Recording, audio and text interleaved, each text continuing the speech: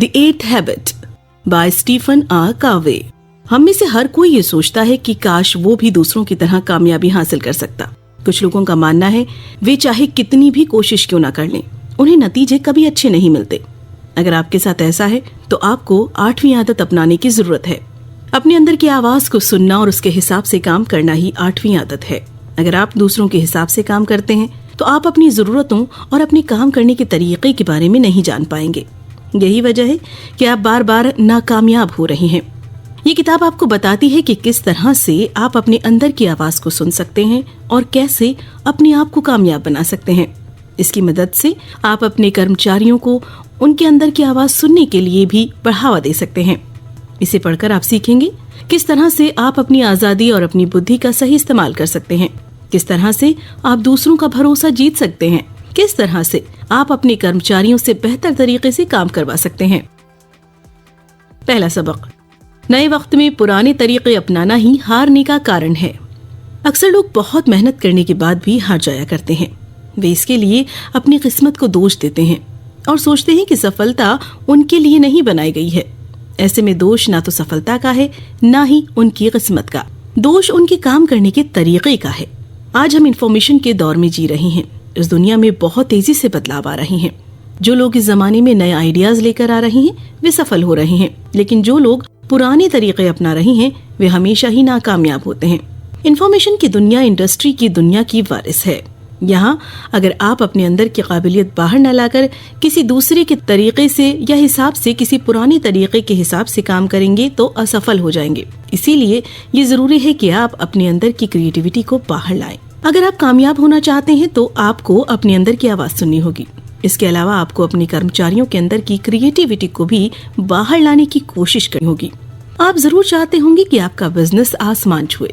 इस तरह से आपके कर्मचारी भी चाहते हैं कि वे अपने काम में माहिर बने और सफल बने। इसके लिए आपको उन्हें बढ़ावा देना होगा। उनके अंदर की आवाज को जगाकर उन्हें जागने पर और मेहनत से काम करने के लिए उकसाना होगा। इसके लिए आप उन्हें प्रेरणा दीजिए, उनके साथ अच्छा व्यवहार कीजिए, जिससे उन्हें लगे कि उनका कुछ महत्व है। इससे वे अपने उस महत्व को बढ़ाने की कोशिश करेंगे। दूसरा सबक, हम सभी के पास आजादी है जो शायद हमारी सबसे बड़ी ताकत है। कुछ लोग अपने रोज के काम और अपनी जरूरतों में इतने उलझे हुए हैं कि वे भूल जाते हैं कि उनके पास आजादी की ताकत है। उनके पास हर वो काम करने की आजादी है जो कानूनी तौर पर सही है, लेकिन फिर भी कुछ लोग इसका इस्तेमाल नहीं कर रहे हैं, जिससे उनकी परेशानी बढ़ जाती है। हम अपने हालात को काबू नहीं कर सकते, लेकिन बुरे हालात में हम ये फैसला कर सकते हैं कि हमें क्या करना है। अगर कोई आपसे बड़ा है और आपसे बदतमीजी कर रहा है तो आप उसके खिलाफ कुछ कर सकते हैं। अगर आप हिम्मत करें तो आप भी कुछ कर सकते हैं। वो हिम्मत आपके अंदर छुपी हुई है और आप उसे बाहर लाने के लिए आजाद हैं। आजादी के अलावा हमें बुद्धि नाम की एक और ताकत मिली है जिसका इस्तेमाल हम पूरी तरह से नहीं कर रहे हैं। आजादी एक हद तक सीमित है, लेकिन बुद्धि की कोई सीमा नहीं है। आप इसे बढ़ा सकते हैं। आइए हम देखें कि बुद्धि कितने प्रकार की होती है। फिजिकल इंटेलिजेंस हमारे शरीर के उन कामों से ताल्लुक रखता है जो हमारे ध्यान दिए बगैर भी होते रहते हैं। इसका एक एग्जाम्पल है हमारा चलना। मेंटल इंटेलिजेंस हमारे सोचने समझने की क्षमता से मतलब रखता है। इसकी मदद से हम अपने आसपास की चीजों और लोगों को समझ सकते हैं। इमोशनल इंटेलिजेंस की मदद से हम सामने वाले की भावनाओं को समझकर उसके हिसाब से काम कर पाते हैं और इससे हम नए दोस्त बनाकर उनसे अच्छे से बात कर पाते हैं।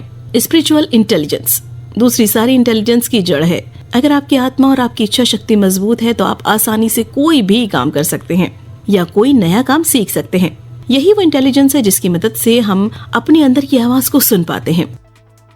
तीसरा सबक, अगर आप अच्छे लीडर बनना चाहते हैं तो आपको अपने कर्मचारियों के अंदर की आवाज को जगाना होगा। स्कूल के दिनों में हम सभी का सामना कुछ ऐसे टीचर से हुआ होगा जो स्टूडेंट्स को अपने काबू में रखने की कोशिश करते हैं। इसके अलावा कुछ ऐसे टीचर्स से भी आपकी जान पहचान हुई होगी जो अपने बच्चों के साथ अच्छा व्यवहार करते थे और उन सभी को प्यारे थे। मैनेजर और लीडर भी कुछ इसी तरह के होते हैं। कुछ मैनेजर अपने कर्मचारियों को काबू करने की कोशिश करते हैं और कुछ उन्हें काबिल बनाने की। अगर आप एक अच्छा लीडर बनना चाहते हैं तो आपको अपने कर्मचारियों को काबिल बनाने की कोशिश करनी होगी। इसके लिए आपको नीचे दिए गए 4 काम करने होंगे। सबसे पहले आपको सोचना होगा कि आपको अपने कर्मचारियों को जगाने के लिए और सही दिशा में लाने के लिए क्या करना होगा। फिर आप उस काम को सबसे पहले खुद कीजिए और उन्हें एक एग्जाम्पल दीजिए जिससे वे आपकी तरह बनने की कोशिश करें। इसके बाद आप उनमें समय समय पर जोश भरते रहिए जिससे वे अनुशासन में रह सकें। और आप अपना काम बेहतरी से कर सकें। अंत में आपको अपने कंपनी के सभी हिस्सों को काबू करना होगा। इसके अलावा आपको अपनी कंपनी के अंदर उन 4 इंटेलिजेंस को भी डालना होगा। आप अपनी कंपनी को एक व्यक्ति मानकर चलिए जिसके पास एक शरीर है, और उस शरीर के पूरी तरह से काम करने के लिए उसका हर एक भाग पूरी तरह ठीक होना चाहिए। अगर आपके शरीर और आपके दिमाग के बीच संबंध अच्छा नहीं होगा तो आप चाहकर भी अपने शरीर से अपने मन का काम नहीं करवा पाएंगे। ठीक उसी तरह अगर आपकी कंपनी के 2 हिस्सों के बीच अच्छे संबंध नहीं होंगे तो आपकी पूरी कंपनी को इसकी कीमत चुकानी होगी। इसीलिए ये जरूरी है कि आप अपने कर्मचारियों को एक दूसरे से बात करने के लिए उकसाएं। चौथा सबक, हालात बदलने का इंतजार मत कीजिए, उसे बदलने की कोशिश कीजिए। घर में छुपकर बारिश थम जाने का इंतजार करना जिंदगी नहीं है। भीगने का मजा लेकर अपने काम पर जाना जिंदगी है। मुश्किलें हर वक्त आपके साथ रहेंगी, लेकिन इसका मतलब ये नहीं है कि आप अपने घर में छुपकर बुरे वक्त के गुजरने का इंतजार करें। आप हालात को काबू नहीं कर सकते, पर अपने हालात को बदलने की कोशिश कर सकते हैं। सबसे पहले आपको अपने काम की जिम्मेदारी उठानी होगी।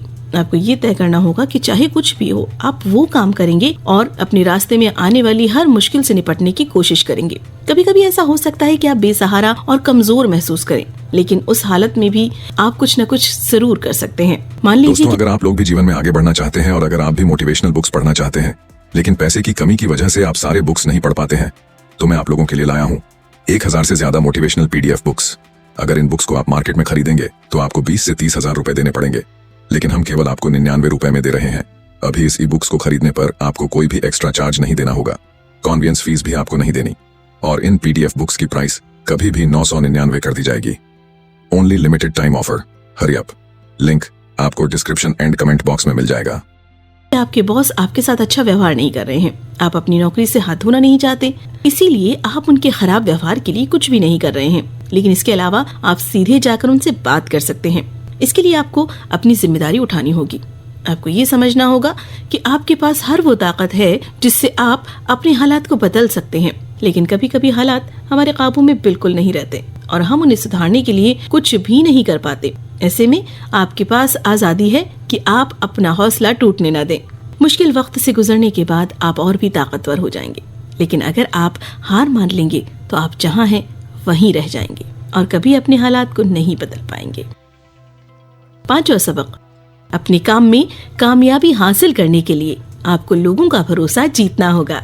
कामयाबी हासिल करने के लिए जितना जरूरी आपका हुनर है, उतना ही जरूरी दूसरों से आपके संबंध हैं। अगर आप दूसरों का भरोसा नहीं जीत पाएंगे तो आप शायद ही कामयाब हो सकें। सबसे पहले आपको दूसरों का भरोसा जीतना आना चाहिए। इसके लिए सबसे पहले आपको अपने वादों को पूरा करना होगा। अगर आप किसी से कोई काम करने के लिए कहते हैं तो कोशिश कीजिए कि आप अपने काम से उसे खुश कर सके। जब आप किसी से वादा करते हैं तो आप उसके अंदर एक आशा जगाते हैं, और जब आप वादा पूरा करते हैं तो आप उसका भरोसा जीत जाते हैं।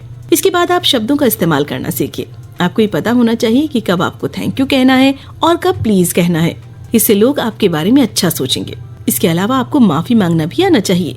अगर आपसे अनजाने में कोई भूल हो जाती है तो माफी मांगने से वो खोया हुआ विश्वास कुछ हद तक लौट आता है, लेकिन आपको भी दूसरों पर भरोसा करना होगा। अगर आप दूसरों पर भरोसा करेंगे तो उनकी काबिलियत पर भरोसा करेंगे और उनकी कामयाबी के लिए उनको मुबारकबाद देंगे। इससे वे भी आप पर भरोसा करने लगेंगे। भरोसे के लिए आप अपने रिश्तों को भी मजबूत बना सकते हैं। अगर लोग आपके काम पर और आप पर भरोसा करेंगे तो इससे आपका काफी हद तक फायदा होगा। 6वां सबक, समझौता करना कभी कभी अच्छा होता है। इस दुनिया में जितने तरह के लोग हैं उतनी तरह की सोच भी है। ऐसे में किसी से मतभेद होना आम बात है। हम सभी के लिए अलग अलग बातें मायने रखती हैं और हम सभी अलग अलग तरह से सोचते हैं। तो अगर आपका किसी से मतभेद हो जाए तो आपको क्या करना चाहिए? आपको सबसे पहले ये समझना होगा कि सामने वाला क्या सोच रहा है और उसके ऐसा सोचने की वजह क्या है। इसके लिए आपको उसे सुनने की कोशिश करनी चाहिए। अगर आप ध्यान से उसकी बातों को सुने तो शायद आपको उसकी बात या उसका आइडिया अपने आइडिया से ज्यादा बेहतर लगे, या शायद आप दोनों आपस में बात करके कोई नया और ज्यादा बेहतर आइडिया सोच सकें। लेकिन एक दूसरे से बहस करना समस्या का समाधान नहीं है। समझौता करने के लिए आपको सबसे पहले ये समझ लेना चाहिए कि मतभेद की वजह होती है सोच में अंतर होना। तो अगर आप सामने वाले की आंखों से चीजों को देखने की कोशिश करेंगे तो आप उन्हें अच्छे से समझ पाएंगे। इसके अलावा अगर आप उसकी बातों को सुनेंगे तो वो भी आपकी बात सुनेगा और समझने की कोशिश करेगा। जब आप दोनों लोग अपने अपने विचारों को एक दूसरे के सामने रखेंगे तो आप समझ सकेंगे कि हालात के हिसाब से क्या बेहतर काम कर सकता है। इससे आपके फैसले पहले से बेहतर होंगे और आपके बीच का रिश्ता भी मजबूत होगा। दूसरी तरफ अगर आप बहस करेंगे तो शायद उसका कोई नतीजा ना निकले। आप जबरदस्ती अपनी बात मनवाने की कोशिश करेंगे, जो कि अच्छी बात नहीं है। इसके अलावा आपके रिश्ते भी बिगड़ सकते हैं। 7वां सबक, अपने कर्मचारियों को अपनी कंपनी के उसूलों के बारे में बताइए। अगर आपकी कंपनी के कोई उसूल नहीं है तो आपकी कंपनी खतरे में है। सबसे पहले आपको अपने कर्मचारियों को अपने उसूलों के बारे में बताना होगा, जिससे वे उन उसूलों के हिसाब से एक ही दिशा में काम कर सकें। लेकिन उसूलों का होना इतना जरूरी क्यों है? जैसा कि पहले कहा गया है कि आप अपनी कंपनी को एक व्यक्ति समझिए। हर व्यक्ति के कुछ उसूल होते हैं जो उसके व्यवहार और उसके चरित्र के बारे में बताते हैं। उसका दिमाग, उसका शरीर उन्हीं उसूलों पर काम करता है। लेकिन अगर उसका कोई उसूल नहीं है तो वो एक दिशा में काम कभी नहीं कर पाएगा। उसका दिमाग उस पर हावी हो जाएगा और वो काबू से बाहर होने लगेगा। इसीलिए ये जरूरी है कि आपकी कंपनी के कुछ उसूल हों और आपके कर्मचारियों को उन उसूलों के बारे में पता हो। हर कंपनी का एक उसूल होना चाहिए। अपने कर्मचारियों के बीच अच्छे संबंध को बनाए रखना। लेकिन कभी कभी जब कंपनी के कर्मचारी आपस में एक साथ काम न करके कंपटीशन करने लगते हैं, तब वे एक साथ काम करना पसंद नहीं करते। ऐसे में ये आपका काम है कि आप सभी के साथ एक जैसा व्यवहार करें, जिससे कोई अपने आप को किसी से कम ना समझे। आप अपने कर्मचारियों को उनके काम के लिए फीडबैक देते रहिए, जिससे वे एक दूसरे से मिलजुल कर काम करना सीख सकें और साथ ही अपने काम को बेहतर बना सकें। अगर आपके किसी कर्मचारी से कोई गलती हो जाती है तो आप इसे उसके लिए डांटिए मत, उसे अपनी गलती सुधारने का एक मौका दीजिए और साथ में ये बताइए कि उसे अपना काम सुधारने के लिए क्या करना चाहिए। इसके लिए आप महीने में एक बार अपने कर्मचारियों के साथ मीटिंग बुला सकते हैं, जिसमें आप अपने अच्छे कर्मचारियों की तारीफ कर उन्हें बढ़ावा दे सकते हैं और बाकी सबको बता सकते हैं कि वे अपने काम को और बेहतर कैसे बनाएं। 8वां सबक, अपने कर्मचारियों को कुछ फैसले करने का अधिकार दीजिए। ज्यादातर लोग अपने काम से खुश नहीं होते, इसलिए वे बेहतर तरीके से काम नहीं कर पाते और अच्छे नतीजे नहीं दे पाते। एक लीडर का काम है कि वो इस समस्या से निपटने का काम करे। लेकिन कैसे? सबसे पहले आपको इसकी वजह जाननी होगी कि लोग अपने काम से खुश क्यों नहीं रहते हैं। अक्सर ऐसा होता है कि सारे फैसले लीडर के हाथ में होते हैं और कर्मचारियों को सिर्फ काम करने के लिए हुक्म दिया जाता है। इससे कर्मचारियों को लगने लगता है कि वे कोई नौकर हैं, कुछ पैसों के बदले में कोई काम कराया जाता है।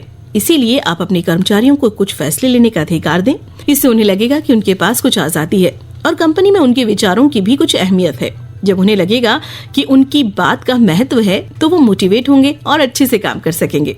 आप अपने कर्मचारियों को आजादी दीजिए कि वो काम करने के लिए अपने अलग अलग तरीके अपना सकते हैं। फिर अंत में जो तरीका अच्छा लगे वे उस तरीके से अपना काम कर सकते हैं। दूसरी तरफ अगर आप उन्हें अपने तरीके से काम करने पर मजबूर करेंगे तो उनके अंदर की प्रेरणा खत्म हो जाएगी और वे अच्छे से काम नहीं कर पाएंगे। इस तरह से काम करने पर आपके कर्मचारी अपने अंदर की आवाज को सुन पाएंगे और अपनी क्रिएटिविटी को बाहर ला पाएंगे। अगर आप उन्हें अपने काम करने के तरीकों के हिसाब से काम करने पर मजबूर करेंगे तो उनके अपने तरीके मर जाएंगे। फिर वो एक रोबोट की तरह बन जाएंगे जो सिर्फ सिखाए गए तरीकों के हिसाब से काम करेंगे और कुछ नया नहीं सोच पाएंगे। कुल मिलाकर अपने अंदर की आवाज को पहचानना एक कला है जिसे हर कोई सीख सकता है। इसकी मदद से आप अपने अंदर की कला को बाहर ला सकते हैं।